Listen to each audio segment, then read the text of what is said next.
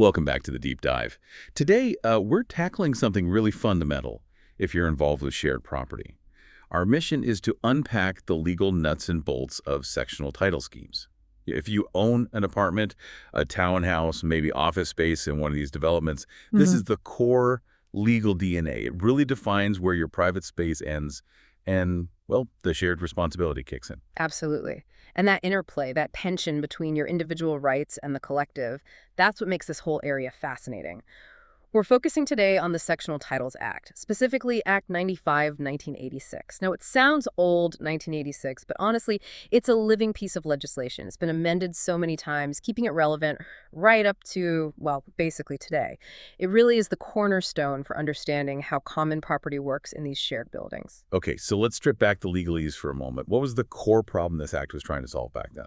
Well, fundamentally, it cracked the three-dimensional ownership puzzle. Property law, historically, was all about flat land, right? A two-dimensional plot. This act lets you divide buildings up, sideways, and vertically. So you can own your specific section, your apartment, say, but at the same time, you're legally tied into joint ownership of all the shared bits, the common property. It sets up the whole system for managing that hybrid ownership and, crucially, for registering deeds and bonds over, well, space, not just the ground underneath. Right, this hybrid ownership, let's unpack that. When I buy what people call a sectional title unit, it's not just the air inside my four walls, is it? What am I actually getting? No, exactly. You're buying a complete package deal. That's the unit. It's a combination. You get your defined space, the section as the Act calls it, plus this inseparable share of all the common property. Your slice of the pie, so to speak. And here's the key bit.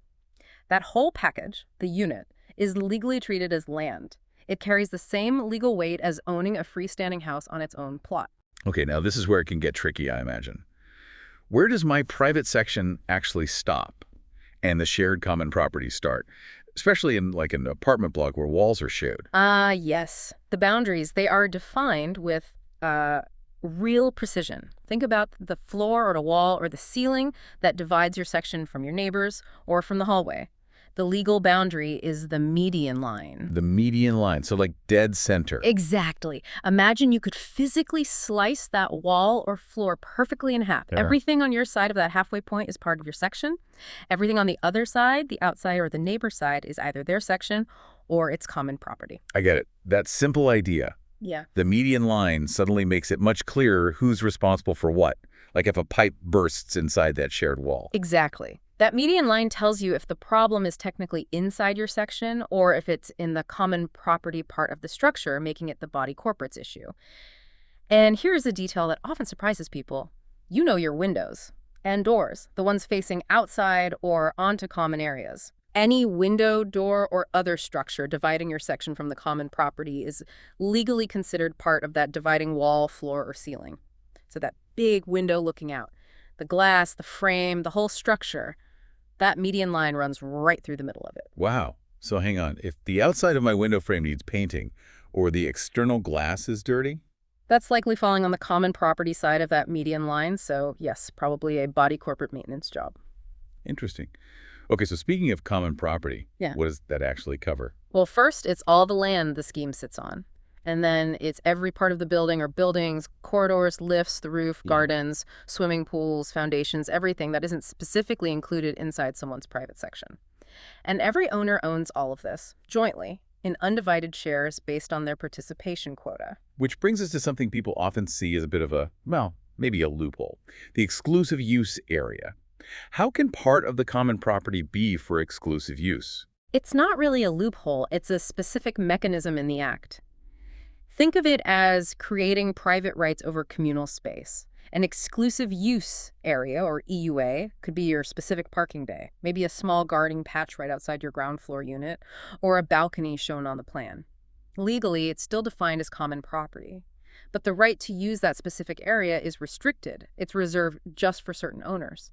And that right, it's powerful. It's legally deemed a right to immovable property. A movable property, Yeah. like the unit itself. Yes, which means you can register a mortgage bond over your right to use that parking bay, or you could lease out your right to use that garden area separately from the section itself. Hold on. So I could, in theory, get a small loan secured just against my designated parking spot. That really elevates it beyond just permission, doesn't it? It absolutely does. It's a proper, registered, real right. Gives certainty to you as the owner and also to banks if they're lending against it. Okay, this is where it gets really interesting for me. How does someone, like a developer, actually take a piece of land and turn it into this complex legal web of sections and common property? It sounds like way more than just construction. Oh, it's a significant legal process. The developer, who has to be the registered owner of the land, needs to get a draft sectional plan drawn up and approved by the Surveyor-General. And these schemes, they can cover multiple buildings, not just one block. But they have to be on the same piece of land or on adjoining pieces that have been legally linked together, notarially tied. Right. But before they even get that far, I understand the Act is very strict about protecting existing tenants, particularly residential ones. Extremely strict. And these protections are really important. They're designed to stop developers just turfing people out when they convert a rental block into sectional title units. The developer must give every residential tenant written notice at least 14 days about a meeting.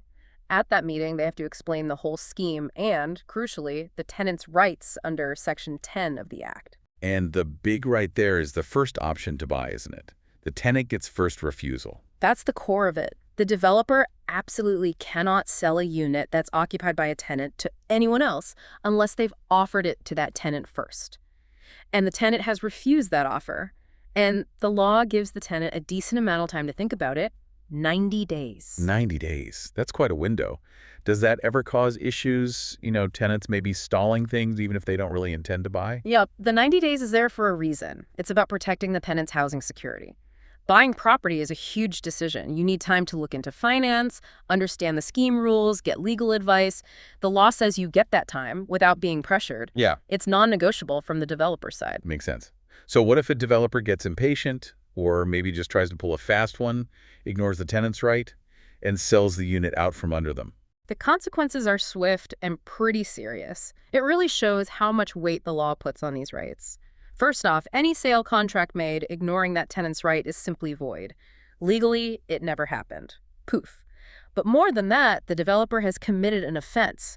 They can be fined up to R$2,000, which might not sound like much now, but the Act hasn't been updated on that figure or, and this is the kicker, face imprisonment for up to 12 months. Wow, jail time. That's not just a slap on the wrist. That shows real intent to protect tenants. Definitely. It signals this isn't just a procedural hiccup, it's a serious breach. Okay, let's connect this to the mechanics. Plans approved, tenant rights handled. Yeah. How do all these rights, the sections, the common property shares, actually get locked into the official property system? Right, the registration phase. The developer applies to the deeds registrar to actually open the sectional title register for that specific scheme. They have to submit the approved sectional plan, the original title deed for the land, proof of consent from any bank holding a bond over the land, and importantly these days, they also need a certificate from the Community Schemes Ombuds Service, the CSOS. That certificate confirms the scheme's rules, the management and conduct rules for how the community will run, have been checked and approved. And then the moment that first unit gets sold and registered in someone else's name, not the developer's, this other entity just springs into existence, right? The body corporate? Automatically. By law, the body corporate is established the instant that first transfer happens. It becomes the legal entity made up of all the owners, responsible for managing, maintaining, insuring, and controlling all the common property. Now, we mentioned the participation quota, the PQ, earlier. How does that actually work day to day in the scheme? It determines your share, but what does that mean practically? The PQ is really the financial engine and fairness measure of the scheme. Primarily, for residential schemes at least, it's calculated based on the floor area of your section compared to the total floor area of all sections in the scheme, usually expressed to 4 decimal places. This number then determines your exact undivided share in the common property. Okay, and what does that mean for my bank balance?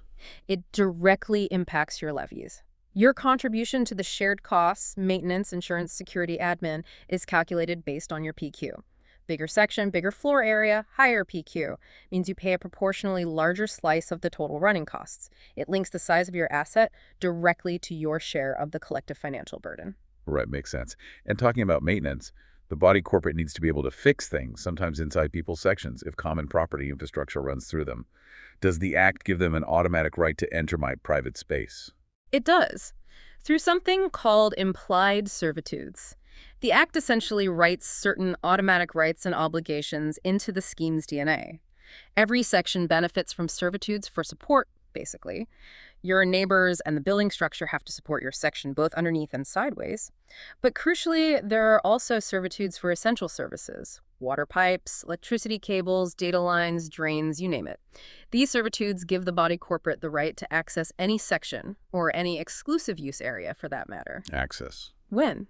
During reasonable hours, after giving notice if possible, to inspect, maintain, repair, or renew any pipes, wires, cables, ducts, any part of the building's service infrastructure. So even though I own my section outright, that ownership comes with a condition. Yeah. I have to let the collective, the body corporate, in sometimes for the good of the whole building. That's the balance, exactly. The collective need takes precedence for essential maintenance and repairs.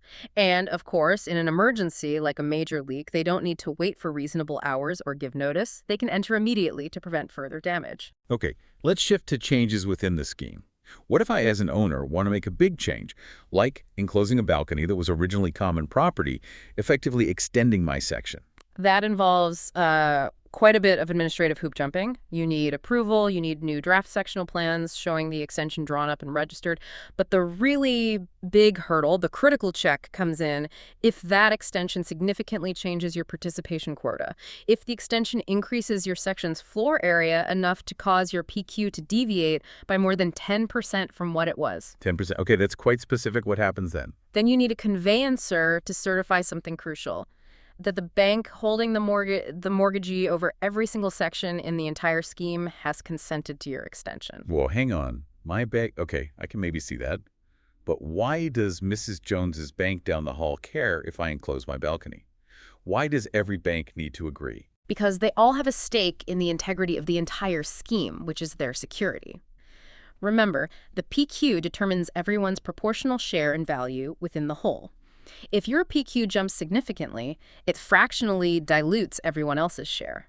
It subtly changes the underlying asset structure.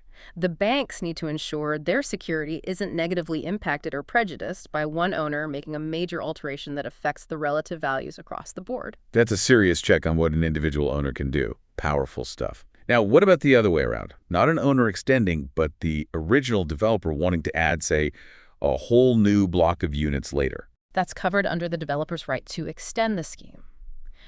They can specifically reserve this right when they set up the scheme initially. It allows them, for a set period, to build additional sections or create new exclusive use areas on the common property.